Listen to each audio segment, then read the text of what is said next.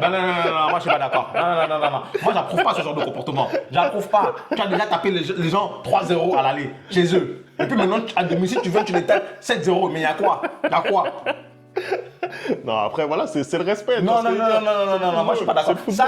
Ça c'est comme les grands au collège, les grands qui étaient en troisième, qui envoyaient les petits en sixième, avec une petite ticket dans la tête, tu vois ou pas? Moi j'aime pas ce genre de comportement de bully là. Ça c'est un comportement de bully. Si. Oh, non. T'as fait tes clients 3-0.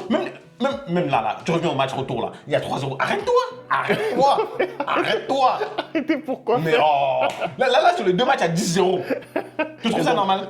Non, on prend, tu vois ce que je veux dire, on prend. Vous êtes mauvais. Ils sont méchants. Non, Ils sont méchants. On a suffisamment souffert, il faut qu'on prenne. On est content quand même du match, nous, en tant que Parisiens. C'est vrai que après ce match, aller où tu as quasiment éteint tout suspense, bah, tu t'attendais pas forcément à un tel festival. Pourtant, c'est arrivé. Il faut quand même leur tirer notre coup de chapeau. Victoire du Paris Saint-Germain, 7-0 au Parc des Princes sur Brest, 10-0 sur l'ensemble des deux matchs. On va en parler dans ce débrief. On envoie le générique. C'est parti!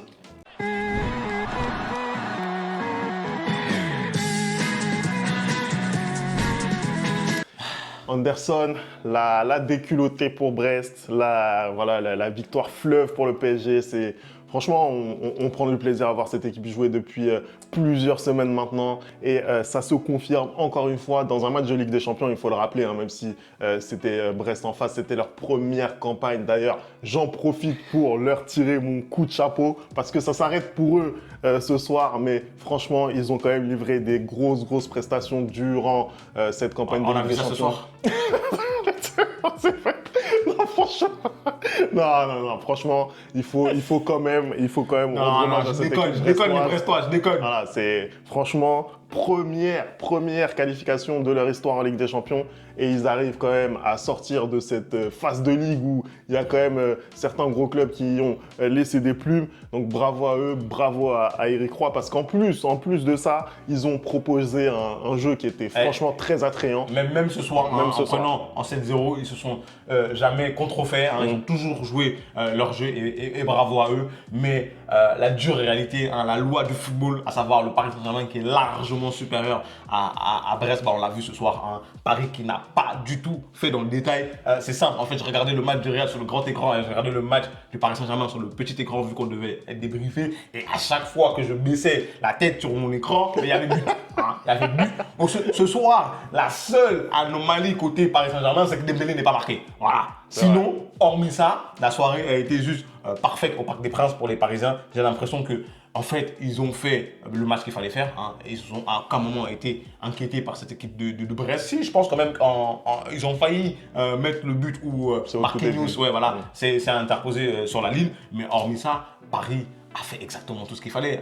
Barcola a très vite mis le Paris Saint-Germain encore plus en sûreté, si je peux le dire comme ça. Vara a aussi marqué et après ça a juste déroulé pour le Paris Saint-Germain. Moi, je sais pas quoi dire en fait ce soir. Je sais même pas si c'est un match qu'on peut analyser parce que dès qu'on a reçu cette confrontation, on savait déjà qu'il n'y avait pas moyen que le Paris Saint-Germain ne passe pas les 16e de finale. Et je te l'ai dit la dernière fois que pour moi, le vrai test pour Paris, ce serait vraiment en 8e de finale. Oui, clairement. Bon, Brest, c'était pas un test pour nous. Voilà, on savait que sur l'ensemble des deux matchs, ça allait être compliqué pour les Brestois, mais malgré tout, on ne pensait pas avoir un écart de 10 buts comme ça sur les deux confrontations. On va pas se mentir. On n'y croyait pas, surtout quand tu vois les confrontations, les dernières confrontations entre les deux clubs en Ligue 1, où on souffre à chaque fois. Je l'ai dit en avant-match lors du match aller, on souffre à chaque fois contre cette équipe de Brest. Après, c'est vrai que voilà, ça faisait très longtemps qu'ils ne nous avaient pas battus. Et voilà, sur ce match, ça s'est encore confirmé. Il y a eu 10-15 minutes au départ où justement Brest était encore présent et il y a eu cette occasion dont tu as parlé tout à l'heure où Marquinhos repousse sur la ligne, mais dès que l'ouverture du score a été trouvée par Barcola, derrière, ça a déroulé. On n'a plus du tout vu les Brestois s'approcher. Ça a été vraiment un raz-de-marée qui s'est abattu sur eux. Moi, je voudrais quand même revenir sur la portée de cette qualification parce que le PSG, on en parle beaucoup comme des cancres en Europe et c'est vrai que sur les 10 dernières années, voilà, on a vu beaucoup de choses qui n'incitent pas à l'optimisme. mais il faut quand même rappeler que depuis que QSI est propriétaire de ce club et depuis que le PSG a retrouvé la Ligue des Champions, hein, puisqu'ils ont retrouvé la Ligue des Champions en 2012 après l'avoir quitté en 2004, voilà, dans des conditions dont on se rappelle, coup du scorpion, etc. Eh bien, le PSG est systématiquement en huitième de finale de Ligue des Champions. On a cru que cette année, ça pouvait passer à la trappe. Hein. C'est facile à dire maintenant, hein, mais on y a cru. Après, c'est important de le dire. Après, je suis désolé. Hein, vu l'historique que tu viens de donner, je ne peux pas faire comme si c'était pas rien d'arriver en huitième de finale pour vous. Hein. Vu l'historique que tu viens de donner, mais je suis désolé. Quand tu es un grand club d'Europe, ne pas être en huitième de finale, c'est quand même une honte. Hein. C'est quand même une honte, je suis désolé. Après, hein. Quand tu mets les moyens que Paris met, je suis désolé, c'est une honte de pas arriver en huitième de finale. Après, tu peux louper une qualification en huitième de finale une année, tu vois ce que je veux dire, c'est possible. Oui, voilà, une année. Il y a des grands clubs qui l'ont loupé. Exactement. Donc, justement, je te dis, c'est pour ça que je dis, n'en fais pas trop non plus.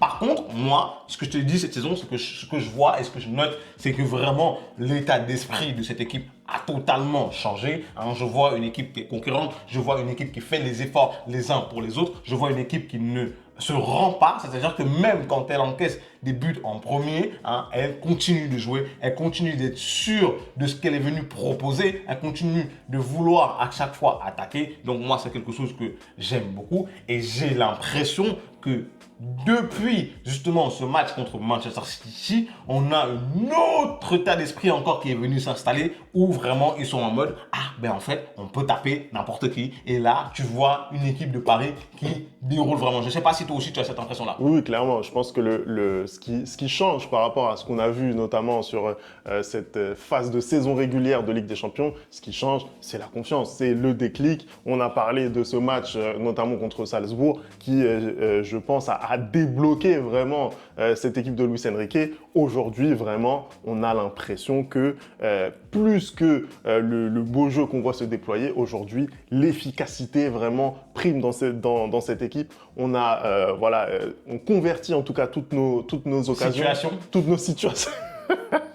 On convertit tout, tu vois ce que je veux dire, c'est important. On l'a suffisamment reproché, moi le premier à cette équipe, pour ça que ne pas le souligner. Non, mais je le dis, voilà, je pense que vraiment sur la première partie de ce qu'on a livré en Ligue des Champions, c'était justifié. Là, tu vois vraiment que cette équipe a progressé. Tu vois que cette équipe a progressé. Ça, c'est le mérite de Luis Enrique, tu vois ce que je veux dire. Et lui, il a vraiment prôné ce jeu sans numéro 9 de métier. Moi, je le dis clairement, j'étais contre. Après, peut-être que les joueurs qu'on avait pour jouer à ce poste-là n'étaient pas forcément les meilleurs. Parce que moi, je continue de penser que Kangin Lee, il est vraiment faible. Je suis désolé, même dans ce PSG qui tourne bien, Kangin Lee est faible.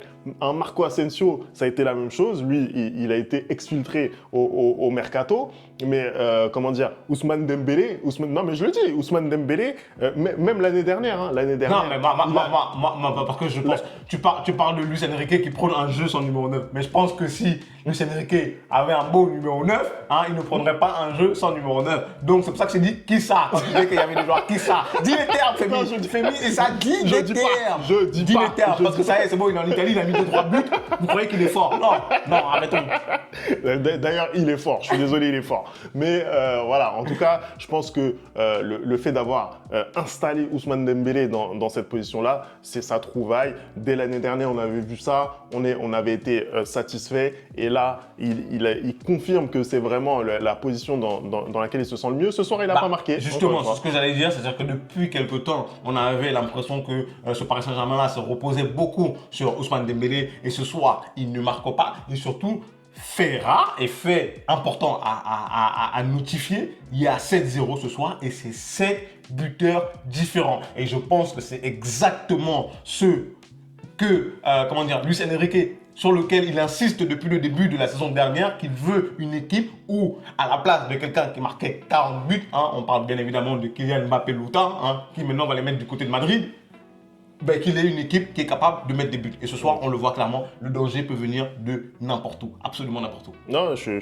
suis totalement d'accord. Vraiment, le danger est vraiment diffusé un petit peu partout dans l'équipe. Ça, c'est ce qui est le plus intéressant. Moi, après, tu me verras pas suranalyser ce match. On l'a dit, c'était un match contre Brest. Vraiment, ce qui m'a plu, c'est-à-dire c'est ce que j'ai vu en termes de sérieux. Sincèrement, hein, je m'attendais vraiment pas à voir un score comme ça et une telle prestation des Parisiens. Surtout que tu as gagné 3-0.